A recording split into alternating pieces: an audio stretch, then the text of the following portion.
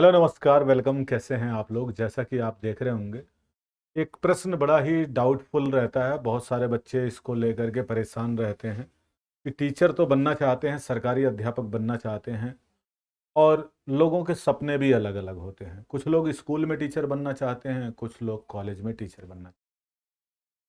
अब दोनों की वैसी स्थिति अलग अलग जगह पर है और दोनों का लेवल भी अलग अलग है। लेकिन फिर भी एक बार मन में प्रश्न रहता है कि भाई बीएड करें या नेट करें, कौन सा बेहतर है? वैसे तो दोनों का कोई कंपटीशन नहीं है, क्योंकि बीएड अपनी जगह है और नेट अपनी जगह है। जबकि बीएड क्या है, इसके बारे में अभी हम बात करेंगे। कौन सा बेहतर है, बीएड, नेट या पीएचडी? ये प्रश्न कई बार आप लोगों का क्लासेस में जब पढ़ाते हैं तो उस दौरान आपके ये प्रश्न रहते हैं, और बहुत सारे लोगों ने इससे संबंधित वीडियो बनाई होंगी। लेकिन फिर भी मैं एक प्रयास करूंगा कि आपको सरल और सीधे शब्दों में बहुत अच्छी तरीके से बताने का प्रयास करूं कि कौन बेहतर है। पहली बात तो ये समझिएगा कि जो लोग स्कूल में टीचर बनना चाहते, जो स्कूल में अध्यापक बनना चाहते हैं सरकारी, वो लोग बीएड करते हैं। ठीक है, बीएड के बेस पे टीचर बनते हैं। और जो लोग कॉलेज में प्रोफेसर बनना चाहते हैं, वो लोग नेट करते हैं। दोनों में अंतर क्या है, ये समझते हैं। हमारा जो ये बीएड है, इसके संदर्भ में आगे हम चल रहे हैं। देखिए बताते हैं। पहले तो ये समझिएगा कौन कौन फॉर्म भर सकता है पीएचडी का, कौन कौन फॉर्म भर सकते हैं बीएड के। इसके बारे में जानकारी हम दे देते हैं, फिर आगे इसके बारे में और डिटेल में बताएंगे। बैचलर ऑफ एजुकेशन, जिसको हम बीएड कहते हैं, बैचलर ऑफ एजुकेशन का कोर्स, आप देखिए 3 तरीके का बीएड के जो है कोर्स होता है। एक तो अभी जो जल्द में पहले होता था, आज से 10 साल पहले 1 साल का होता था। फिर बीच में इसको जो है 2 साल के लिए कर दिया गया था, 2 इयर्स के लिए भी कर दिया गया। फिर अभी बीच में कुछ दिन पहले ही ये 4 साल तक चलता रहा बीएड। लेकिन इसको इंटीग्रेटेड बीएड कहा जाता था। इंटीग्रेटेड बीएड का मतलब है जिसमें आपका ग्रेजुएशन के साथ में 1 साल का बीएड का शामिल होता था, तो उसको 4 साल का बीएड माना जाता था। 4 साल का बीएड उसी को लोगों ने कहा। मैं यहाँ पर आपको बताऊंगा कि भाई 1 साल का जो ये बीएड है कोर्स, ये राष्ट्रीय शिक्षा नीति जो एनईपी 2020 आया है, उसकी सिफारिशों के मुताबिक हुआ है। पहले क्या होता था कि मान लो बहुत सारे लोग ऐसे थे, पहले उन्होंने बीए किया। क्या किया? बीए किया। बीए करने के बाद ये 1 ईयर का बीएड करते थे। 1 ईयर का क्या करते थे? बीएड करते थे। फिर बीए बाद में नियम आया कि आपने जैसे बीए किया या बीएससी किया, बीकॉम किया, प्लस साथ में आपको 2 ईयर का बीएड करना पड़ता था। 2 ईयर का बीएड का कोर्स करना पड़ता था। अब लेकिन ये भी समस्या थी कि जो बीए बीएड करता था, बीए बीएड करता था, क्या इतना करने के बाद नौकरी मिल जाती थी? नहीं मिलती थी। खासकर क्योंकि बीए बीएड जो करता है वो एलिजिबल हुआ सिर्फ कौन सी क्लास तक के लिए? 10th क्लास तक के पढ़ाने के लिए एलिजिबल हुआ। अब 10th क्लास तक पढ़ाने के लिए एक परीक्षा देनी पड़ती है आपको, किसकी? सीटेट की। इसके बाद आपको सीटेट की परीक्षा देनी पड़ेगी। तो बीएड करने के बावजूद भी आपको सीटेट की परीक्षा देनी पड़ेगी। और सीटेट की परीक्षा के बाद फिर आपका एक परीक्षा होगी, चाहे वो जिस स्टेट का आप फॉर्म भर रहे होंगे, या कहीं केबीएस है, एनबीएस है, डीएसएसबी है, इनकी वैकेंसी जब निकलती है तो उनका अलग से आपको फॉर्म भर के परीक्षा देनी पड़ती है। वहीं 4 साल का जो बीएड कोर्स था वो बीए, बीएससी या बीकॉम जैसे किसी भी ग्रेजुएशन कोर्स के साथ में किया जा सकता था। अभी जो नया नियम आया है, नया नियम आया है आपका जो बीएड वाला, तो इसके संदर्भ में बात करते हैं। जो 1 साल का बीएड कोर्स करने के लिए अभी आए हो, लेकिन कुछ शर्तें हैं। कौन कौन सी शर्तें हैं? जैसे 4 साल का ग्रेजुएशन कोर्स किया होना चाहिए, उसके साथ में 1 ईयर का आपका बीएड हो जाएगा। कुल मिलाकर के वही हुआ, आपका 2 साल बीच में आए, 3 साल का ग्रेजुएशन प्लस 2 साल का बीएड तब हुआ। पोस्ट ग्रेजुएशन की डिग्री होगी तो 1 साल का बीएड हो जाएगा। पोस्ट ग्रेजुएशन अगर कर रखा तो 1 साल का। National council of teacher education NT की शर्तों को पालन करना आवश्यक हो, तब जाकर के आप बीएड कर पाएंगे। अब आपको एक क्राइटेरिया मैं थोड़ा सा समझाने का प्रयास करता हूं जरा। ये हो गया अपना बीएड और ये हो गया आपका नेट। दोनों में देखिएगा, बीए बीएड होता है और एमए बीएड भी होता है, तो बीए के आधार पर भी बीएड होगा, बीए प्लस बीएड, बीएड, और इसके बाद भी आपको क्या करना पड़ेगा, सीटेट।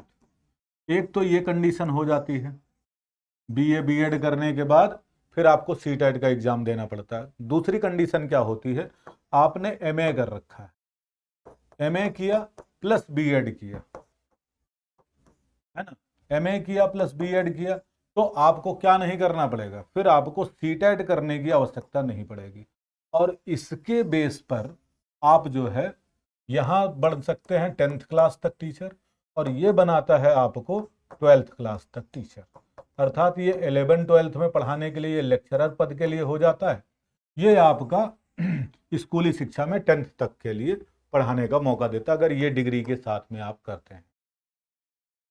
इनके मुकाबले, नेट के मुकाबले इनमें वैकेंसी ज्यादा आती है, इनमें स्कूलों की संख्या भी ज्यादा है, अलग अलग सब्जेक्ट के टीचर होते हैं, कोई साइंस का अलग होगा, मैथ का अलग होगा, और हिंदी इंग्लिश सब्जेक्ट वाइज अलग हो, और यहाँ पर भी उसी तरीके से अलग अलग टीचर होते हैं। स्कूलों की संख्या कॉलेजों के हिसाब से, ये चीज़ तो आप जानते हैं, कॉलेजों के हिसाब से आपका जो है स्कूलों की संख्या ज़्यादा है।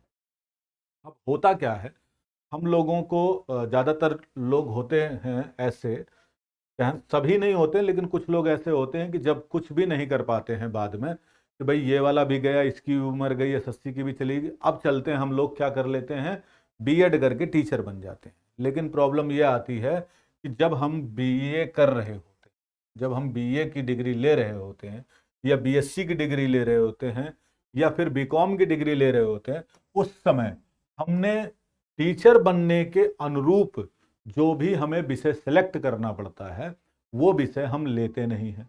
बाद में हम बीएड भी कर लेते हैं, बीए में सही सिलेक्शन किया नहीं, क्योंकि किस सब्जेक्ट का टीचर बनना उसके हिसाब से आपने तैयारी सोचा ही नहीं था, और बाद में आप बीएड भी कर लेते, तो बीएड का समय आपका पूरा बर्बाद गया, क्योंकि आप अगर गवर्नमेंट जॉब के लिए अप्लाई भी करते हैं तो भर नहीं पाते हैं, भर देते हैं तो सिलेक्शन नहीं हो पाता।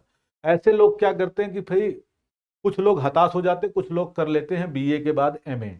एमए करने के बाद उनके दो रास्ते होते हैं, जब उन्होंने एमए कर लिया तो एमए करना, और बीएड पहले से कर रखा, तो एमए बीएड मिला करके वो जो है लेक्चरार पद के लिए योग्य हो जाते, हो गए लेक्चरार पद के लिए योग्य, तो यहाँ पर उनको जो है ऑप्शन मिल जाता है। और इन्हीं में से कुछ लोग थोड़ा हायर एजुकेशन के लिए भी जाना चाहते हैं, वही मास्टर्स वाले बाद में, क्योंकि यहाँ जो है मास्टर की डिग्री चाहिए, मिनिमम एमए की डिग्री चाहिए, और 55% आपका चाहिए होगा। तो ऐसे में जिनका 55% से कम है, 50% वाले वो यहाँ चले जाते हैं, 55% वाले यहाँ आ जाते हैं। यहाँ पर थोड़ा सा समझने वाली बात है, अब बेहतर कौन सा है, तो जिन लोगों का कोई भी नहीं बन पाया या किसी भी तरीके से नहीं कर पाए, क्योंकि यहाँ पर बहुत सारी ऐसी वैकेंसी हैं जिनमें एज कितनी है, एज आपकी 32 साल से लेकर के 35 साल है, 37 साल है, और 40 साल है, अलग अलग जगह पर अलग अलग एज है। अब निकल गई तो अब सोचते हैं नेट करके कॉलेज में चले जाए, क्योंकि यहाँ 45 से 50 भी ऑप्शन में मिल जाता है एज में, तो यहाँ पर वो लोग भी भाग करके आते हैं। लेकिन जिसने पहले से ही सोच रखा है, मैं यहाँ पर सारी चीजें क्यों बता रहा हूँ, जिन्होंने पहले से ही सोच रखा है कि भैया हमें एमए करना है डायरेक्ट, बीएड हमें करना ही नहीं है, ये 2 साल का हो 1 साल का हो, ये हमें करना नहीं, चाहे 2 साल का हो, चाहे 4 साल का हो, चाहे 1 साल का हो, नहीं करना। हमने तो बीए किया, बीए के बाद सीधे एमए किया, एमए करने के बाद हम नेट कर रहे हैं, तो वो उनका अपना एक अलग पैशन है। एक और होता है एमएड, जो लोग बीएड वालों को पढ़ाते हैं, ऐसी भी वैकेंसी बहुत आती हैं और चली जाती हैं, अच्छे टीचर नहीं मिल पाते, क्योंकि लोगों को इन्हीं के बारे में ज़्यादा पता होता है, एमएड के बारे में कम पता होता है। कुछ लोगों को पता होता है फिर भी एमएड नहीं करना चाहते हैं, तो बहुत सारी जगह ऐसी है जहाँ खाली रह जाती है, एमए एमएड या नेट। अब देखें यहाँ पर एक चीज़ और समझना है, जैसे बीए बीएड करने के बाद सीटेट जरूरी है, वैसे एमए करने के बाद नेट है, तो नेट भी एक क्या है, आपका एलिजिबिलिटी क्राइटेरिया है, और बीए बीएड के बाद सीटेट एलिजिबिलिटी क्राइटेरिया है। ठीक, इस चीज को समझना पड़ेगा कि नेट एक एलिजिबिलिटी क्राइटेरिया, जबकि ये कोर्स है, एक पढ़ाने की योग्यता के लिए आपके पास कोर्स है, तो बीएड का नेट से कोई मुकाबला नहीं है। ये हायर एजुकेशन में पढ़ने के लिए एक एलिजिबिलिटी क्राइटेरिया है, और जबकि इसके बाद एलिजिबिलिटी क्राइटेरिया सीटेट आता है स्कूल लेवल पर 10th लेवल के लिए। तो इसकी तुलना इससे होनी चाहिए, लेकिन ज़्यादातर लोग बीएड करना और नेट करने के ऊपर बताते हैं, वीडियोस बनाते हैं। तो फिर हमने कहा कि हम भी बना देते हैं, बता देते हैं, समझा देते हैं, थोड़ी सी चीज़ें हो सकता है समझ में आ जाए। अब दोनों का स्पेसिफिक क्षेत्र है, तो दोनों के अपने अपने जो है क्षेत्र है, जो जिसको ज़्यादा पसंद करता है उसमें जा सकता है। हाँ, जहाँ वैकेंसीज की बात करें वहाँ इस लेवल पर वैकेंसी इसके मुकाबले ज़्यादा आती है। यहाँ पर जो स्टूडेंट हैं, जो अभ्यर्थी हैं, वो अपने आप बंट जाते हैं। साइंस वाला अलग हो जाएगा, मैथ वाला अलग, इंग्लिश वाला अलग, बटते यहाँ भी हैं। यहाँ इसके मुकाबले यहाँ पर सीटों की संख्या ज़्यादा है। यहाँ क्या है, ज़्यादा स्कोप है, क्योंकि यहाँ हमारे पास ऑप्शंस हैं। स्टेट वाले स्कूल तो छोड़ दीजिए, स्टेट का स्कूल तो हर स्टेट है ही है। इसके अलावा केवीएस है, एनवीएस है, डीएसएसबी है, और साथ साथ में ईएमआरएस है। ये बहुत सारे ऐसे केंद्रीय विद्यालयों के लेवल के हैं जिनमें वैकेंसीज आती हैं। जबकि नेट में कुछ कॉलेजेस हैं फिक्स, यूनिवर्सिटीज़ के अंदर कुछ कॉलेजेस हैं, उसके लिए भी अलग प्रोसीजर है। इसको पास करने के बाद भी आपको इंटरव्यू या फिर उससे रिलेटेड जो है एग्ज़ाम देने ही पड़ते हैं, ठीक है। और यहाँ भी एग्ज़ाम देना पड़ता है, लेकिन यहाँ पर सीटों की संख्या 1, 2, 3, 5 आती है। जो योग्य होगा सिलेक्शन यहाँ पर भी होगा, ऐसी बात नहीं है। लेकिन मैं आपको बताता हूँ, यहाँ जाने वालों का सपना थोड़ा सा पहले से ही ऊंचा होता है। नेट की अपनी अलग वैल्यू है, कॉलेज में पढ़ाने वाले, प्रोफेसर बनने वाले, उनको बीएड वगैरह करने की आवश्यकता नहीं पड़ती, चाहे 2 साल की चाहे 1 साल का। जो बीए और एमए करके सीधे, या एमएससी एमकॉम करके सीधे जो है नेट करना चाह रहे हैं, वो लोग डायरेक्ट यहाँ आ सकते हैं और नेट के बेस पर जो है प्रोफेसर बनते हैं। वैसे तो अभी नया नियम आया, कुछ सब्जेक्ट्स के लिए नेट की अनिवार्यता भी खत्म कर दी गई है, लेकिन ऐसा नहीं है कि नेट वालों की कोई वैल्यू नहीं है। और उसके ऊपर अभी प्रपोजल आया है, अभी वो फाइनल नहीं हुआ है। नेट अपनी जगह वैल्यूएबल है। अगर इसी में जेआरएफ निकाल लेते हैं तो आपको फेलोशिप भी मिलता रहता है साथ साथ में, जिससे आपकी हायर एजुकेशन की पढ़ाई चलती रहती है। फिर पीएचडी कर लेते हैं उसी चीज़ में, तो देखो बहुत सारे ऐसे लोग हैं प्रख्यात बन जाते हैं, बाद में डीन बन जाते हैं, प्रोफेसर बन जाते हैं। प्राइवेट इंस्टीट्यूशंस में भी प्रोफेसर के लिए उनको हायर कर लिया जाता है अच्छी सैलरी पर, और समाज में एक अच्छा रेपुटेशन भी रहता है। तो इतनी चीज़ें मैंने आपको बताई, शायद इससे आपको क्लियर होगा, क्योंकि यहाँ पर निर्णय देने का काम हमारा नहीं है, मेरा काम सिर्फ समझाने का है। यह बेहतर आप समझ सकते हैं कि आपके लिए बेस्ट कौन सा है। बीएड नहीं करना चाहते हैं तो आप नेट की तरफ जाएं, यदि बीएड कर चुके हैं या बीएड करना चाहते हैं तो आप इधर पहले ट्राई कर सकते हैं, बाद में ये आपका है ही है। और दोनों एक साथ करना चाहते हैं तब भी कोई दिक्कत नहीं है, आपके ऊपर है। लेकिन दोनों जगह मेहनत है, दोनों जगह स्कोप है, दोनों का अपना अपना क्राइटेरिया है, दोनों का अपनी अलग अलग वैल्यूज है। इसके हिसाब से आप चयन कर सकते हैं, ठीक है, कौन सा बेहतर है। अब यहाँ पर वैकेंसीज आती रहती हैं, कहीं ना कहीं तो मिलती रहती हैं, यहाँ पर भी वैकेंसी आती रहती है, हमें सर्च करना पड़ेगा, ढूंढना पड़ेगा। इनके बारे में आप जागरूक रहेंगे तो दोनों जगह आपको जॉब लग सकती है। ऐसा नहीं है कि यहाँ पर वैकेंसी है यहाँ नहीं वैकेंसी, ऐसा कुछ भी नहीं है। तो ये छोटी सी इन्फॉर्मेशन जो थोड़ी सी गलतफहमी थी, जो गलतफहमी होती है कि बीएड कर लिया तो नौकरी मिल जाएगी, नहीं, या नेट कर लिया तो भी नौकरी मिल जाएगी, दोनों में से ही, ऐसा किसी के साथ नहीं है। दोनों में लगातार प्रयास करना है, दोनों में लगातार आपको एग्ज़ाम देने पड़ेंगे। बीएड करने के बावजूद भी आपको सीटेट और जिस भी एग्ज़ाम की तैयारी करेंगे आगे, उसकी परीक्षा देने के बाद आपको सिलेक्शन के प्रोसेस में आगे बढ़ना होगा। कई जगह पर इंटरव्यू भी है, कई जगह इंटरव्यू नहीं है। उसी तरीके से नेट में भी है, प्रोफेसर बनने के लिए उसका असिस्टेंट प्रोफेसर वगैरह का आपको एग्ज़ाम भी देना पड़ेगा, और एग्ज़ाम देने के बाद कई जगह पर इंटरव्यू बेसिस पे भी सिलेक्शन होता है। तो दोनों स्थितियां दोनों में फॉलो करनी पड़ती हैं, कोई भी कठिन कोई भी आसान नहीं है, दोनों का अपना अपना क्षेत्र है, दोनों की अपनी अपनी वैल्यूज़ हैं। तो आप हायर एजुकेशन में अच्छा पद, अच्छा रुतबा और एक मेंटली लेवल से हायर थिंकिंग की तरफ जाना चाहते हैं तो नेट ज़्यादा बेस्ट है। यदि आप शांति सुकून से टीचर की, स्कूली टीचर की नौकरी करना चाहते हैं तो आपके लिए बीएड वाला ऑप्शन बेस्ट है। लेकिन बीएड करने से पहले अपने ग्रेजुएशन की जो डिग्री है उसको एक बार ज़रूर चेक कर लें। अगर उसका कॉम्बिनेशन नहीं बनता है तो फिर आपको ऑलरेडी मास्टर्स तो करना ही पड़ेगा। मास्टर करने के बाद दोबारा से चाहे आप नेट करिए या फिर पीजीटी का एग्ज़ाम दीजिए, वो आपके ऊपर निर्भर करता है।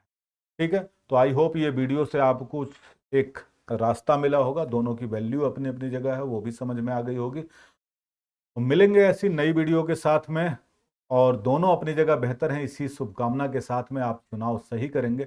अगर आप हमसे पूछेंगे तो हम ज़रूर उसके बारे में नई वीडियो बना करके बताएंगे कि बेहतर कौन है। यहाँ पर सिर्फ मैंने अभी पक्ष रखा है, बाकी आप जानना चाहेंगे नेट या फिर बीएड वाले क्षेत्र में अलग अलग दोनों में से किसी का, उससे संबंधित वीडियो में जल्द लेकर के हाजिर हो जाऊंगा।